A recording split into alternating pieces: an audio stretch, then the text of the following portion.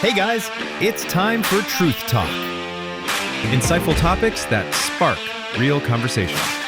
Thank you for joining. Let's get this started. All right, welcome to Truth Talk. My name is Kathy Arocha, and I am excited about this podcast that I'm launching. One of the main things that I wanted to do, my focus is to bring some conversations that really just talk about things that are happening within our community, things that are really impacting our families and our kids. I have a huge heart for kids, and that's one of the reasons why I had gotten involved in trying to run for school board, things like that, and becoming a substitute, because I really enjoy talking to kids, and I've seen a lot of challenges. And the one thing that's very disturbing to me is the recent stabbings that we have seen, young lives they're losing their lives at such a young age. I look at what's happened in Killeen, Serenity Baker, who lost her life, and it was over a fight, two girls fighting. She's 14 years old. I mean, it's senseless things. And then, of course, everybody knows about Carmelo Anthony. It's widely publicized where, he's charged with first-degree murder right now. And, Austin Metcalf, he lost his life. He was only 17. And then in California, you have 3 stabbings that happened, and 3 teenagers. 2 of them survived, and 1 didn't. He was 14. So, it really is concerning to me when I'm hearing these kind of things. There's a lot of fights that happen, especially in high school. And, there has to be a change. And I realize that there's a lot of factors that go into that. I'm not sure why now it just seems like it's more violent. I know when I was growing up, and I know when you all were growing up, and we fought it out, and that's it, we're moving on. But now it's just gotten worse. And so it's just a stark reminder of, the violence that's real in our schools. So, but today what I want to talk about is I want to bring a story on Brant and Rochelle Jensen. And also we have Logan. And you and I, we all met, it was about a year ago? It was October. Yeah, October. Okay, it was October. You got it down. October 24. Right. And you came looking for help.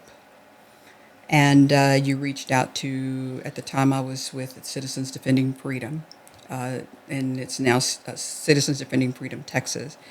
And basically it's like, hey, we had something horrible happen to our son.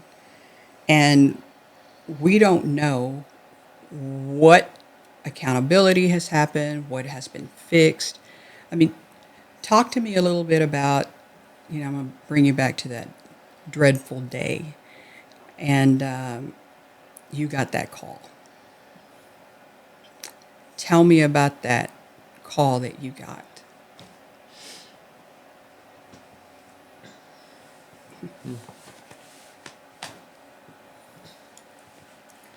I had just clocked out for lunch, my 30-minute lunch break. Mm-hmm. And my coworker, Carrie, was with me. We were about to head under the freeway to go to QT. And on my screen, it said Boswell High School calling. And when a school calls you, it's usually not good. Mm-hmm. They usually email good things to you, not call you. Mm-hmm. And they had called, and the assistant principal was on the other end, and he said, I need you to come to Boswell immediately. Logan's hurt. And I had asked him if Logan had fallen, because a week prior to that, he did slip and fall upstairs. The corner of his boot hit hand sanitizer on the floor, and he went down and slammed his kneecap. Mm. And he had a hard time standing up, and he was visibly hurt. Mm-hmm. And he said, no, he didn't fall. And I said, you tell me what happened to my son. And he said, I won't over the phone. Mm-hmm. You need to get here now. The paramedics have been called. I still demanded more, and he refused to tell me what happened to my son. So when you arrived at school, what was the first thing you saw? Well, my phone started blowing up on the way as I was speeding to the school. And then a phone call came through, and it was my friend Amber. And she said, "Rochelle, has Boswell called you?" And I said, "Yes, I'm trying to get there now." And she said, "Did they tell you why?" And I said, "No, but they said Logan's hurt bad and the ambulance is on the way." And she said, "Rochelle, Logan has been stabbed in the back. And it's all the way in. And James is with Logan. James saw it happen, and James was walking with Logan." So she's the one that prepped me for what I was about to see, not the school. When I arrived at the school, I pulled into the horseshoe drive. It's a shape of a horseshoe. I drove in there very fast, and they stopped me with the golf cart and said I couldn't park there. I got out of I put the car in park before it stopped. Got out of the car, and I could see him. I would say I was at least 40 yards from him, and I could see the knife coming out of his back. So let me ask you, Brent, when did you get the call? I got the call from the principal also. I think it was after they called her. Because they told me they were on the way to JPS with him. I think they called me right after the ambulance left with him. They didn't tell you like the severity? No, Nothing. no. My wife was the one that told me what had happened. She'd called me during her drive to JPS while she was riding the ambulance. So one thing that I wanted to kind of dial back is that I've seen the x-rays. I've seen the video that was taken when Logan was walking. And it almost made me cringe. I got scared because there was a point where Logan was kind of walking back and he almost walked into the door. The door. And, Really? you know, I don't and remember the that. teacher was just, come on, come on, come on. And it's 2 flights of stairs. And they're 2.5. 2.5 flights of stairs. And they're making Logan walk. And you hear these kids, he has a knife in his back. And so it's like, I can see it in the video. It's clear to me. And so they're taking him down these flights of stairs. And then, of course, later you find out that it had severed his artery. Is that what it was? It didn't sever its artery, but it was within a millimeter or so of hitting the artery. It was Okay. 1/4 of a centimeter. It was very close. Very It didn't close. puncture, thank goodness. Thank He wouldn't be sitting here if it did. So. Wasn't like rubbing against it. No. But it was 1/4 of a centimeter, and it could have been further away than that, but the movement that they forced him Right. to do Right, could have pushed it in further than it was. right, But it also nicked his lung. right. Mhm. So he is downstairs at this point, and they are taking his backpack off. And they're searching him. Of course, Absolutely. you know, when somebody goes through some tragedy that way, they're in shock, which was what was happening with Logan. And even though the staff at the school was checking him, it still boggles my mind, like, how could you not see that thing sticking out? It was so visible. So when I told you I drove into the parking lot and I was about 40 yards away, I could see it. protruding out of his back. I don't think it was 4 years away. When I- 20. When I come around the corner and you were clear up at the front door on the gurney, they had him facing towards me, his back. Right. And I it was could very see it. right, and it was a life-threatening injury because even the paramedics, when we talked, they said we got to get to the hospital quickly, but they were driving slow, and this is where like No movement. you said we got to get there quickly, she and they said no. if we do it, it could cause. It will kill your son, is what she said. Oh, okay. Any braking, Mm-hmm. potholes, sharp turns, immediate stops Mm-hmm. will kill your son. And so you get to the hospital, and of course, thankfully, the doctors, they did what they did, and they were able to take this knife out. What really is interesting to me is when I read the media coverage, and all of them were saying the same thing. They're all talking heads, okay? So the reason behind the attack, or it wasn't even considered an attack, it was a fight over a girl, and it was a small knife.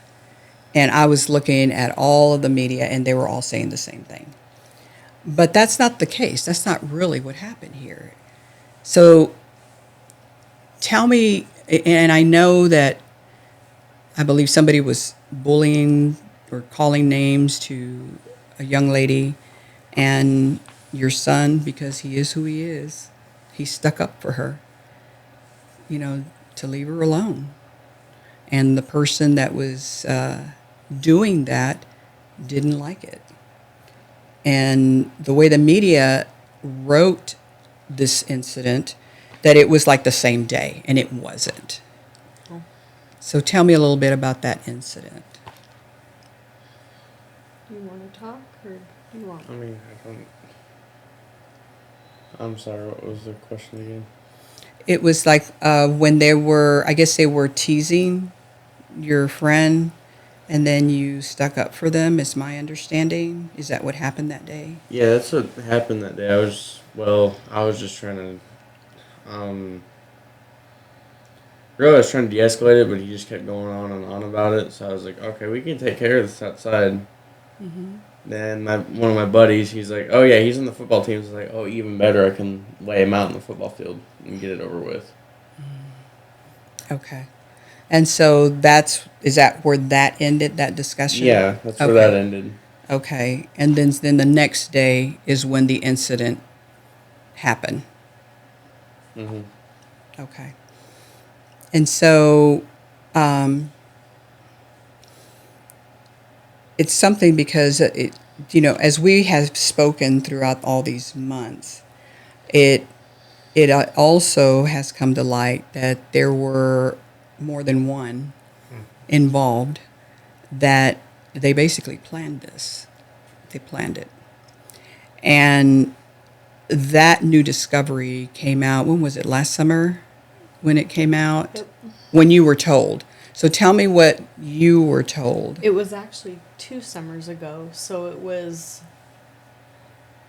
June of 23. Mm-hmm. I had a colleague email me saying she needed to speak with me immediately. We were in Utah when she sent the email, and I did not open the email the day she sent it. I opened it the day we got home. And so I wrote her back in the email, but the reason she emailed me was to timestamp where she was, the date, and the date, the time, and the location. Mm-hmm. She called me and told me what she had heard, and she also texted it to me. Mm-hmm. We immediately called the detective. Mm-hmm. And then I also got a hold of our DA that handled his case, because the DA had told us to listen for the verbiage. Mm-hmm. We did.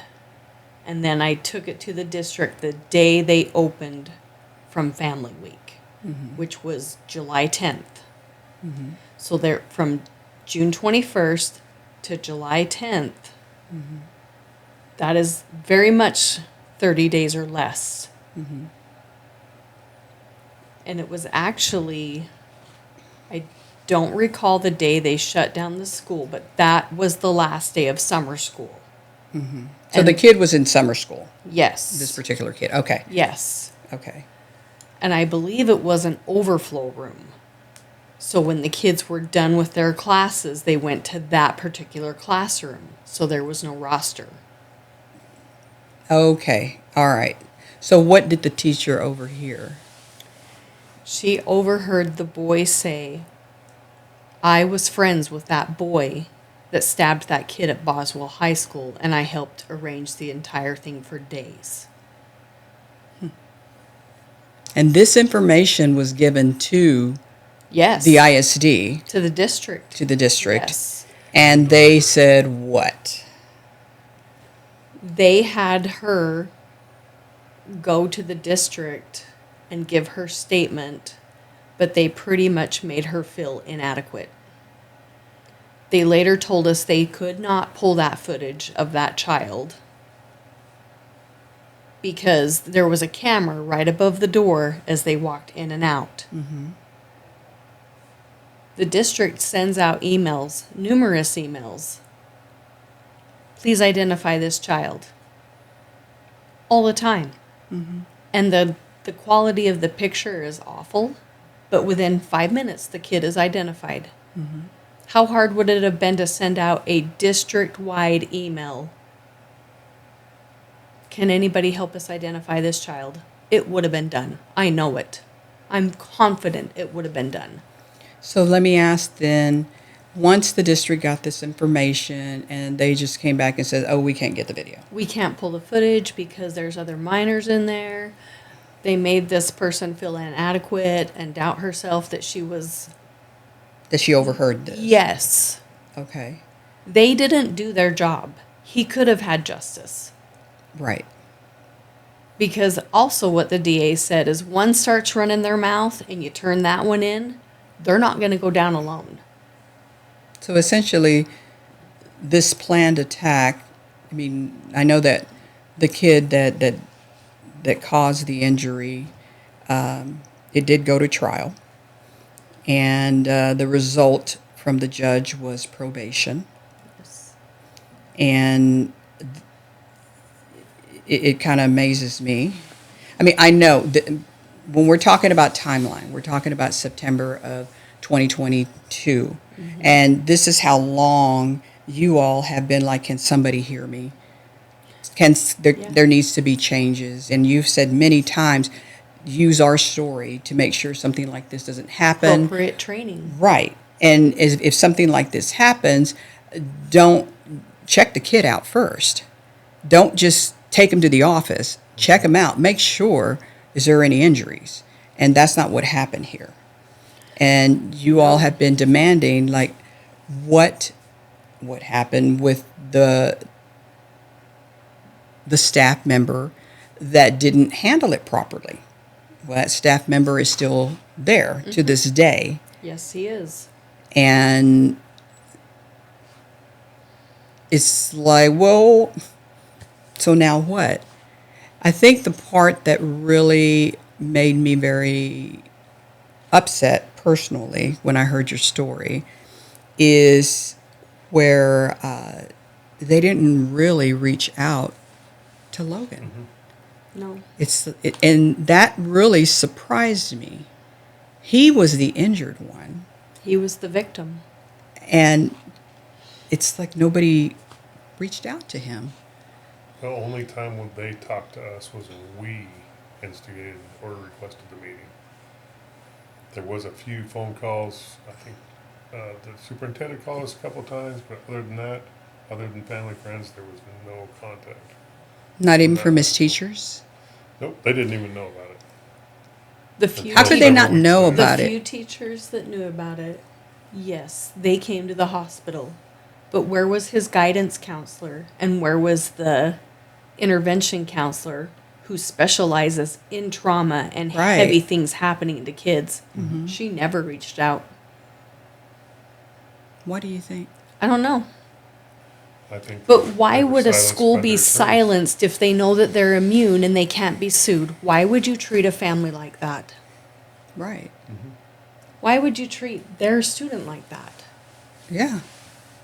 That makes no sense to me. They also arranged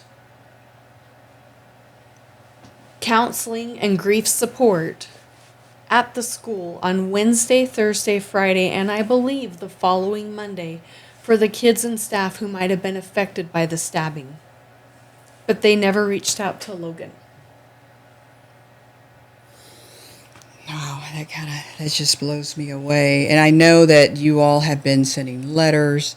You even went to the school board. And tell me about that. You went to the school board because you felt like what?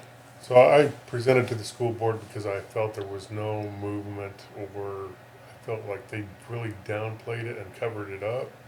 Basically swept the whole incident under the rug because we hadn't seen any change, or they hadn't communicated what the changes that were made that resulted from our incident, even from the meetings and stuff we had. And so I felt that not all the school board members knew about the situation. I didn't think that was communicated through the district Really? for some reason.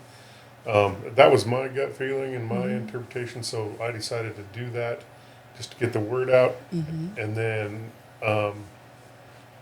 after that presentation, I felt that 5-minute limit was not enough.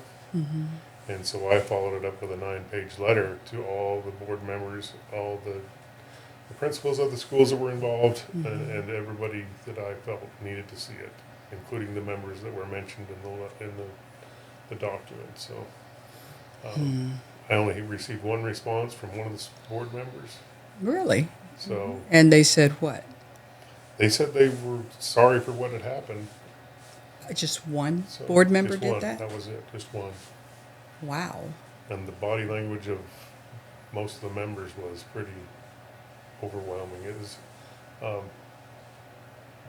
there was a lot of I don't care attitude, I think. I got this from the guy that, or one of the people who accompanied us to the presentation, because I wasn't paying attention to their body language, but I had others in the audience that were, and that's the feedback they gave me. There's several of them that they just wanted me to sit down. And Don't say it too loud. So, yeah. Yeah, and the school districts, they are immune. One of the things, and we talked about this, I did reach out to a tort lawyer here in Arlington and he's well known. And I told him about your case, that if there's anything that can be done. And I was told that the districts are very protected, that they would have to know ahead of time that something was going to go down. And because they didn't, then the laws protect them. But where I don't agree with is that, okay, so it happened in September of 2022. We get new evidence the following year. Statute of limitation isn't done. Why was that not taken into account? And to your point, it was like swept under the rug because you got new evidence here. All of a sudden, you can't find, we can't do anything with the video. There's excuses, intimidation to the teacher that was brave enough to bring this up. And so, and here we are. Who's accountable? Nobody. Not even I'm sorry from the district as a whole. Not even anything, meeting with Logan to say I'm sorry. Nothing. And that's not acceptable. So let's go back to the media piece of it. And I know that there was some, follow up here. It just amazed me that as I was going through all the videos of all the medias and everything was like really quick. There was a fight. It was about a girl, and it was a small knife, and pretty much all of them were saying that. So, who was feeding this to him? Obviously, probably the district, and it just seemed very. I don't know. That's just weird to me. why wouldn't you give more information? That it wasn't even true, because the incident that, I mean, the girl thing happened the day before, and then this incident happened the day after, and then you have somebody else saying, "Hey, but we've been planning it." So even the incident of picking on the girl was a plan. Yeah, So, I think it was. well, if based on what the teacher said, that they had been planning it for days ahead. So, what about that media? What are your thoughts on that? So when we were while we were in the hospital, we were getting media coverage and reading the articles and stuff, and we had friends with us telling what was going on, and so there were a lot of threats made and stuff, and to the point where we even got a special escort out of the hospital. Threats? And Wait a minute. What do you mean threats? threats from social media that said they're going to finish the job. So that came across social media. So part of this was us talking to the district and afterwards, but they had sent out several emails concerning the incident, and when we contacted the media, because we talked, I think it was WFAA, the news station where we had they had printed the initial article, and it had said there was a fight over a girl and talked about small knife, and they said we talked to the school had talked to the family and everything was okay. Well, we confronted the district about that, and they had not talked to us at all. The story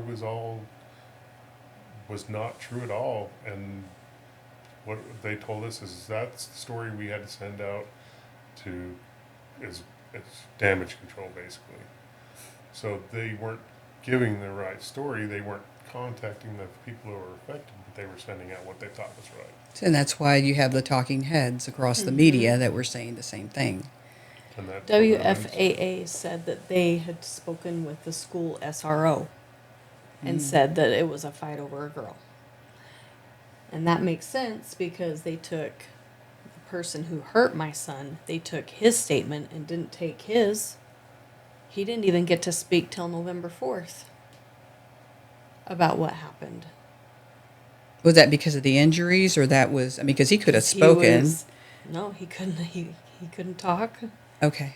He was in an ambulance. And No, I'm talking about the gap from September to Yeah. November. They could have They spoken could to have him spoken to him sometime yes. at once he was stable, right? Yes, and they didn't.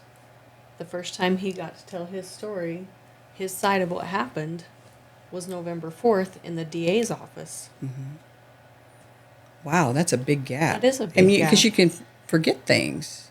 Yeah. I mean, it's And he recalled it very well. wow. So let me turn to, and then I'm going to turn to you, Logan. You know, this has been, I've heard so much of. I feel like I know you through your mom and your dad, and you're here, and you're a senior now, and you just like, I want to get things done. I want to get a job, fix my truck, things like that, and just move on with life. And but there was a time that it was pretty hard, from what your parents told me, and had to get some counseling to kind of help through that process. And it looks like you're getting better with that. I mean, you've heard it so many times for all these years. So, I mean, how is Logan now? I mean, I'm doing pretty good now. I mean, I haven't had issues with, like, oh, I can't sleep at night because I'm still recalling the images and whatnot. I haven't had that for a while. I've actually been able to act myself. I haven't had to deal with, like, worrying at the time. I was like, oh, my friends are going to leave me and whatnot. I haven't had to worry about that at all. So, So, I mean, so you feel like you're in a good place, and you're getting better, and you obviously have some great parents, great supporting parents and family that have been there for you. So, what's the future for Logan? What do you want to do? if the plan was to be a John Deere, either be a technician or a diagnostician. Oh, cool. If that doesn't work out, I'll be a diesel mechanic, probably for Kenworth or Peterbilt. Then get certified in welding, So like if I'm off work, I can just put an ad up on Facebook saying, "Oh, I can weld for you $80 an hour, $100 an hour, Oh man, something like that." I need to change jobs. Get something like that. Okay. So what, as I started out about, there's a lot of tragedies that are happening in schools. It's tough these days. Social media doesn't help. And there's just some bad influences happening. Wrong is right, right is wrong. And everything is about Instagram. Get hey, here's a moment to get on Instagram. I've even seen where fake fights happen just to get enough clicks. It's really sad because the kids, I guess they measure their worth based on a click, and you see it more and more now. So, being that you went through this, and because there's a lot of bullying, there's a lot of bullying that happens in schools. What would you tell a kid that has gone through a tragedy or something as far as to help them move forward? I guess reach out as soon as possible and document everything that's happened, and not wait to do it a month later, a month or two later, then speak up about it later, or even go to your friends about it instead of your parents. And what would you tell them as far as emotionally in moving forward? Not to burden it, to talk about it. You mean not bottle it up? Yeah. One of the things that I've always said to kids whenever I talk to them, whenever things have happened, or kids nowadays, they just go through so much, is never give the power to the tragedy or to the people that chose to harm or cause harm or bully or whatever, because as soon as you give them that power, like you said, bring it up, talking about it, things like that, you're giving them that power to your future. And they're the ones that are driving you on which way to go, to stay angry, bitter, or whatever. But when you take that back, like, I'm not going to let what you did affect my future. I'm moving forward and I'm going to live my life. I'm choosing life. I'm choosing happiness. I'm choosing to be the best that I can be. And you're not going to change that. And it seems that that's what you're doing. And that is huge. That's huge. And I'm really happy to see that.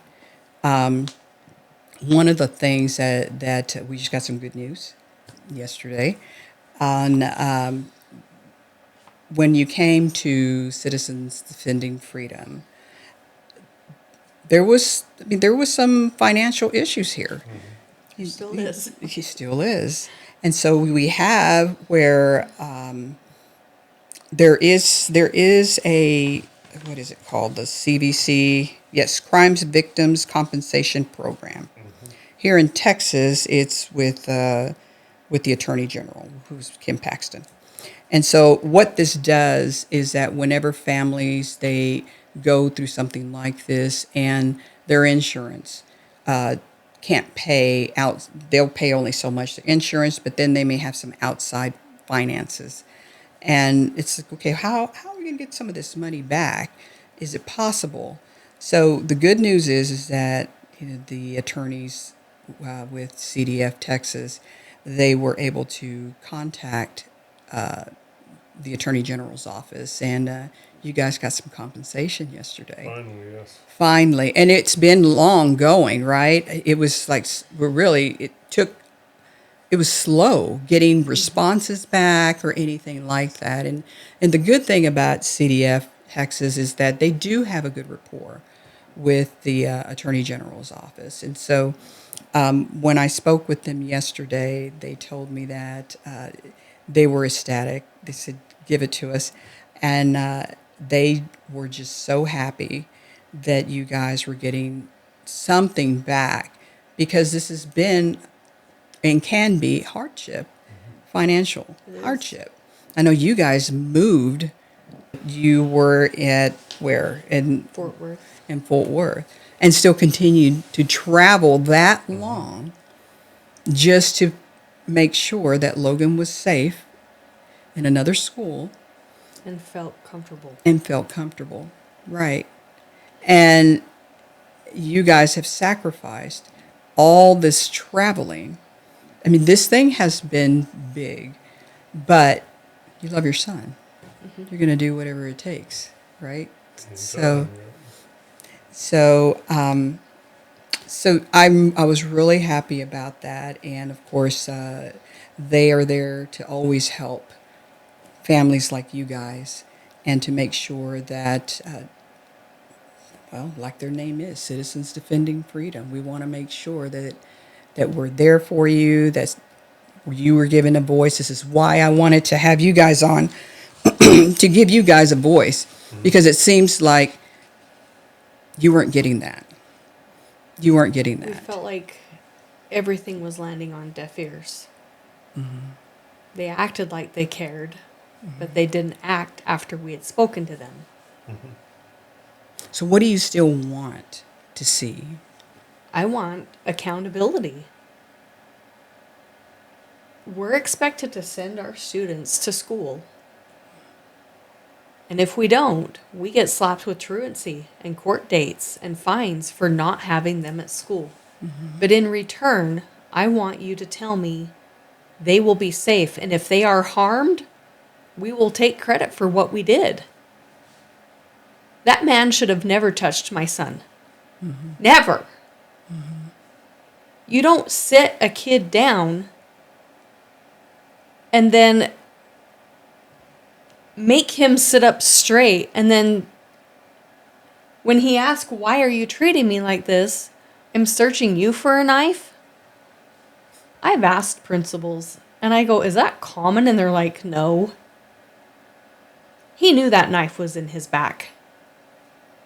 He further harmed him by making him flex his back and sit up straight, pushing the knife in further. My son's safety and health concerns were that was not that man's priority. My son was not his priority. But he's untouchable and immune for the way he acted. That needs to change. I want to erect a law that says we can sue somebody who's not accountable for their actions and name it Logan's Law. Because what about the Trey's Law and the Sam's Law and all the others when a kid has a seizure? How do you treat that kid? There's a law named after that child now that we have training for in schools of how do you handle that situation. Okay, so you're an Yes, assistant. So I work in the school and right. I am trained. I am not trauma trained, but I know that if I would have saw a student who had been hit like that and hearing the kids say, dude's got a knife in his back, Right. I would have set him down immediately, called 911 from my location because everybody has a cell phone on them, Yeah.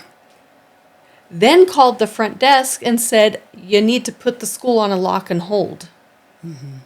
I've been told several times that the school was not put on a hold until he was being wheeled out the front door on a gurney. They should have brought the gurney up the stairs to him. They should have never have moved him, let alone searched him and made him feel like a criminal. Or walk 2.5 flights. Yes, while the kids filmed him and mocked him. That should have never have happened. No. This is why I'm upset. And I took it to the superintendent on June 20th. Was it June 20th that we had that meeting? With the superintendent and others in attendance saying, please use this situation to further training. All training is about is guns, being on lockdown with guns. This person was very intimate with my son. He had to get up right on him Right. and put that in his back. What do you do with the aftermath? That needs to be brought to attention and trained every year. And they haven't done it. I haven't seen any training across that. And I took the liberty to look at some of the policies, and we're in Tarrant County. And I looked at some of the policies. And yes, you're right. The gun portion of the policy is so tight. So tight. The knife portion No. is very weak. There's nothing in It's there about weak. knives. Yeah, and I there is something in Boswell. I mean, in theirs, it's Saginaw Eagle Mountain ISD. That's what the official Eagle name. Mountain, Saginaw, Eagle Mountain Mhm. Saginaw ISD. And I looked at their policy the other day, and it says you can't have a knife.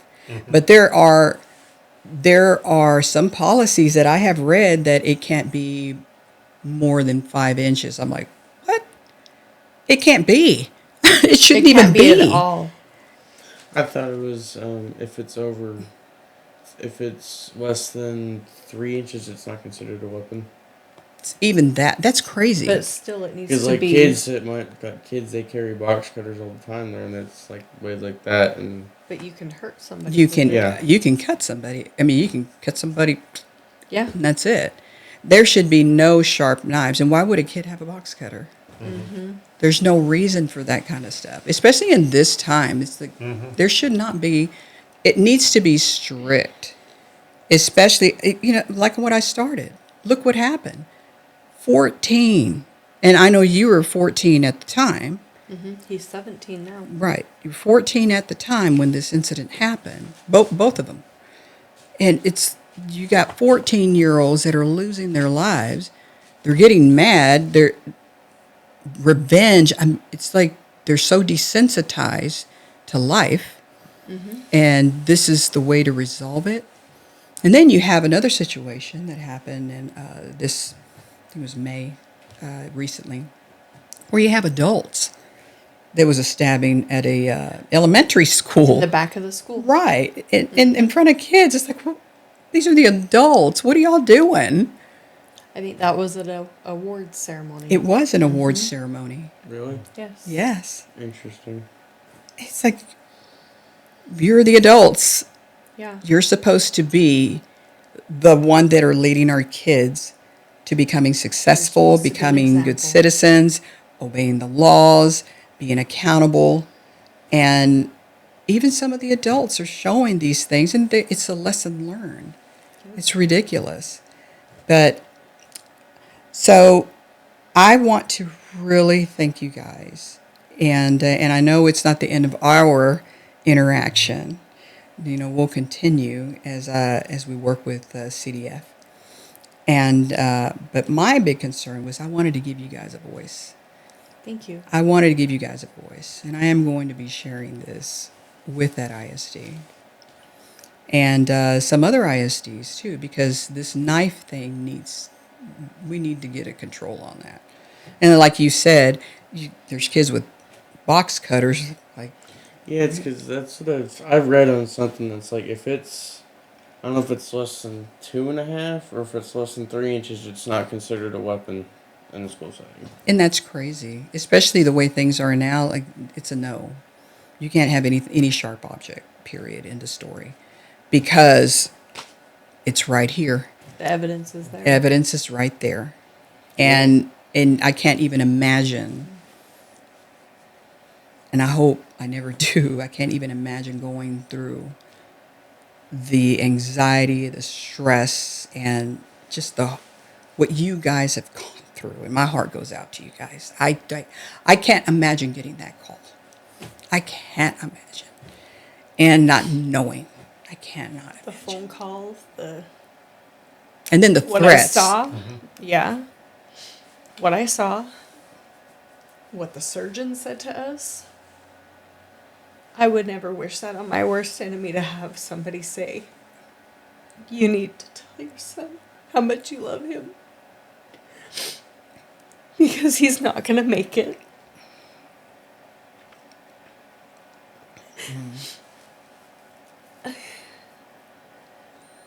At that meeting with the superintendent, I started the meeting with,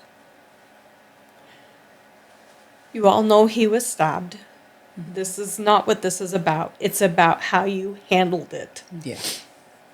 It needs to change. You can put all the metal detectors you want in a school at every door. You can monitor every door. They will figure out how to get it in the building. but how you handle it afterwards That's the key. sends a huge message to how you feel about your students. Yeah, and that's something the way you bring that up, because that's what happened in Killeen. They immediately had a meeting, the board, and when I looked at the meeting, they went into closed session. They came out and said, we're not going to do anything right now. We're looking into it. That's legal stuff. That's legalese stuff. And the parents were livid. They're like, a kid died. A kid died. How can you not say you're not going to do something? To me, as a board member, it'd be like training right now. Yes. We got to do some training. We got to How make do you sure this is handle happening. it when it happens Right. again? And it Yes. has. It is now, of the ones I personally know of, it's happened twice. At that school?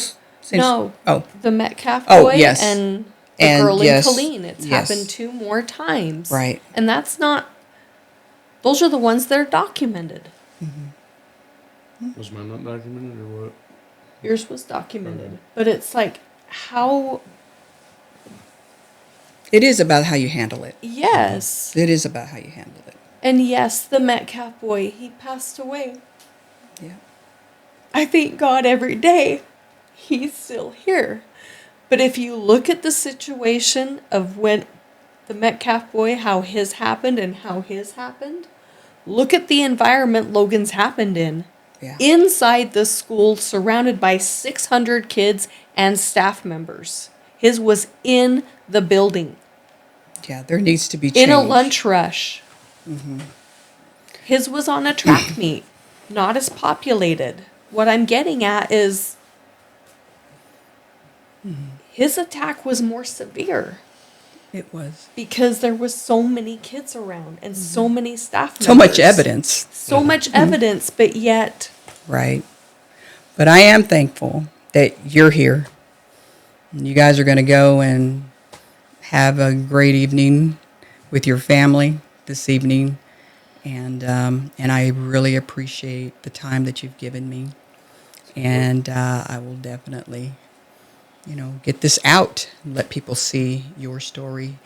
It's going to be called Logan's story. One quick comment. So I think there's several levels of account, at least 2 levels of accountability here that we need to look at. And one is at the school level, ISD level, but one's at the state level.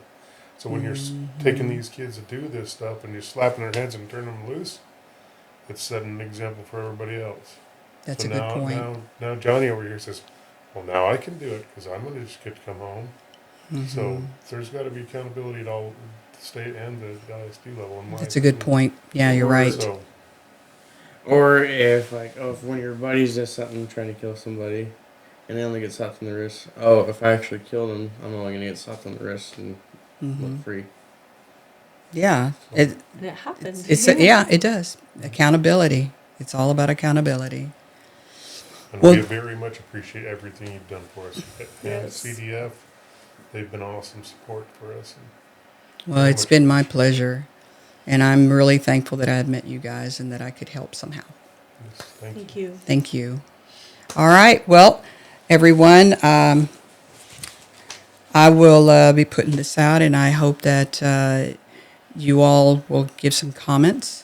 And until next time, this is Kathy Arocha with Truth Talk. Thank you all, and thank you guys for coming. Hit the subscribe button to not miss any episodes of Truth Talk. Until next time, thanks for watching.